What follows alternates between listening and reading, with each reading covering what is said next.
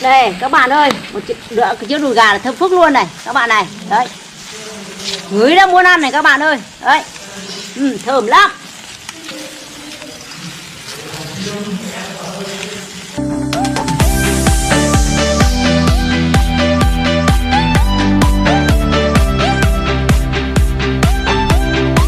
Xin chào tất cả mọi người nhá, đã quay trở lại kênh của bà Tân Vlog.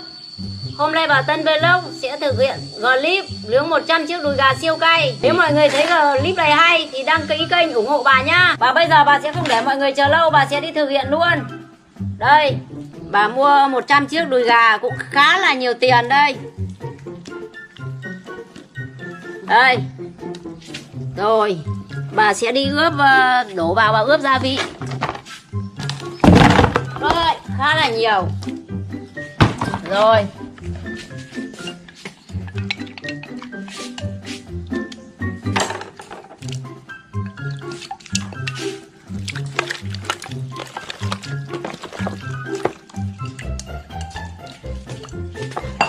Rồi.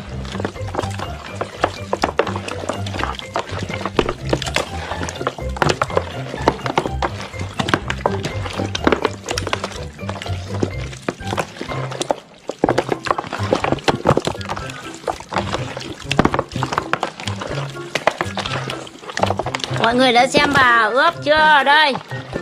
Rồi bà làm xong rồi. Và bây giờ bà bắt đầu đi nhóm củi để nướng.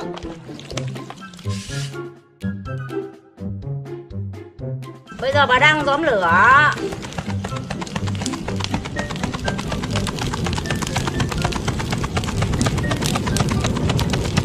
Rồi mọi người ơi, bà bây giờ bắt đầu đưa đùi gà lên nướng nhá. Rồi. Ôi.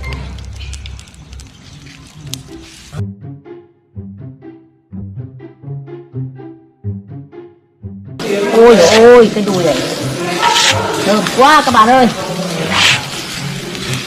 Đấy, đã ngả màu vàng rồi này các bạn này. Đấy, thơm lắm.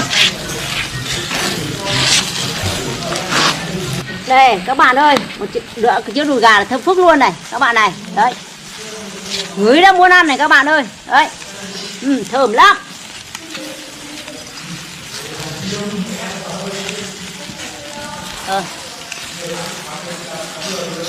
Cái này phải giỏi nhanh các bạn ạ, không phải cháy ngay luôn chân tay.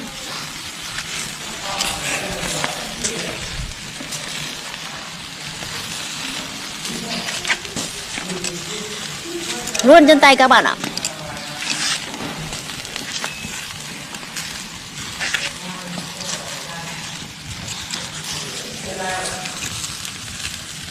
Phải để thưa ra các bạn ạ. Đây này, đây này để cho khói nó phọc lên này, không là nó lại đen các bạn ạ. Ui thơm quá các bạn ơi.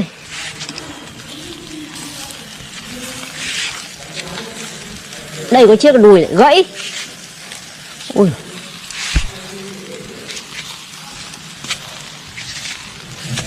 Ui bạc quá. Ui, hơi khướt các bạn ạ. Nướng được 100 chiếc đùi gà này cũng hơi vất vả, mất lắm công các bạn ạ. Ui ui.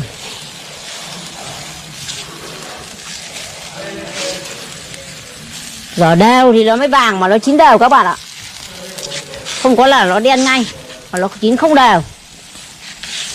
Ui nóng quá. Ui ôi. Rát hết tay rồi các bạn ơi. Ui ôi.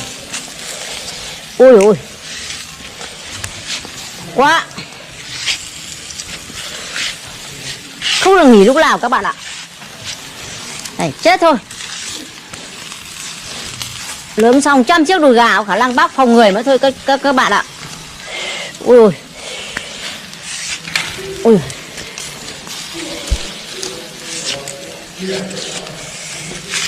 Ui ôi. Mọi người ơi, bác bây giờ sẽ đi làm trang trí mâm sẽ bày đùi gà mọi người nhá.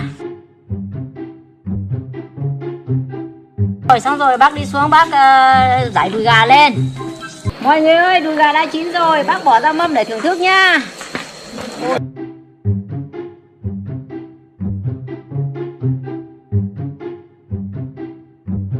Đây chỉ là 50 cái mọi người ạ.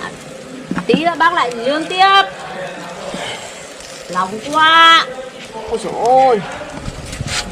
Thơm thì có thơm, ngon thì có ngon mọi người ạ. Nhưng mà hơi vất vả mọi người ạ.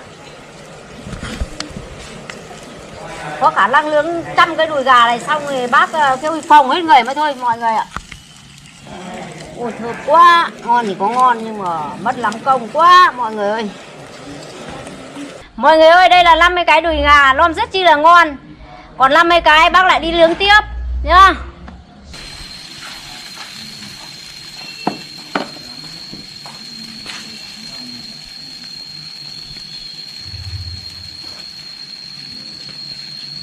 Mọi người ơi, bây giờ bà sẽ đi thực hiện làm nước chấm nhá. Rồi.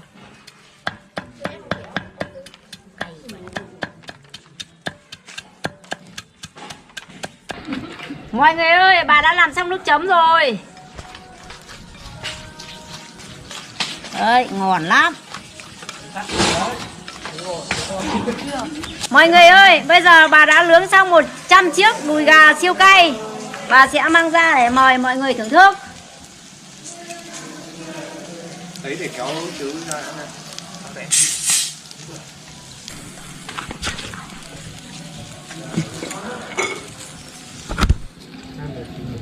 100 chiếc khá là nhiều.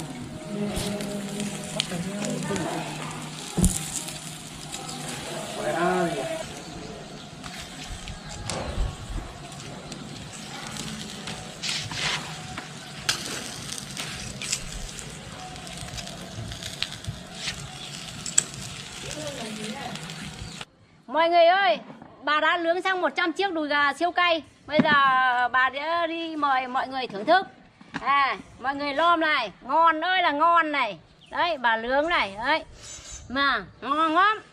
Thôi, bà đi mời mọi người thưởng thức. Ôi. Yeah. Đấy. Các cháu ăn đi. Vâng. Xem bà nướng có ngon không? Anh em ăn sao nào? Bà này ngầu quá. Ăn đi. Ăn đi. Đấy. Bà Tân Vlog đã nướng trong 100 chiếc đùi gà siêu cay này. Rồi, ngon ơi là ngon này. Thơm này, bà Tân ăn này, thưởng thức này. Ngon ơi là ngon, bà Tân mời các cháu. Thưởng thức xem bà nướng ngon không? Tao mày không buồn mà mày cứ cùng mà ăn thì nữa nhở. Cho nào đi. Ngon phết. Thôi mày đang rước cái đứa ở đây. Cái này ông Hùng mới ăn được 2 cái đùi. Em phải ăn được chục cái. Mày nghĩ đến ăn 2 cái xem. Mày ăn được chục cái đi. Chục cái cho một Đúng là 5 cái. Tí nữa về giờ rồi. Em mời lương rồi. Mày thế Chị ăn nhá. Mày cho anh Lương ở đây. Ăn 10 chiếc đùi gà. Đây là phải dành theo nữa. Hết 50 đùi gà. Ăn có một cái một lò. Mày tại anh. Chị ơi. Đây lương Vâng. cầm. Lương cầm. Mang điện thoại cho anh. Chị ơi lấy cho em cái cốc cái để em đổ coca vào. Em xin đợi tí. 4 năm ăn được 5 cái. Lam ơi, ngon hơn cái là rán ở chợ nhỉ? Đấy, Chợ Hơn nó đùi gà, thầm hơn thôi đùi gà ông rán. này. Ôi bên trong anh chưa chín này. rồi. Này cái gì? Chín dương rồi. Dương đéo. Tiếp bóng rát này mà, bóng này. Nó máu thế đấy. Tiết của nó chạy luộc nó không hết. Luộc anh nó còn nổi tí máu.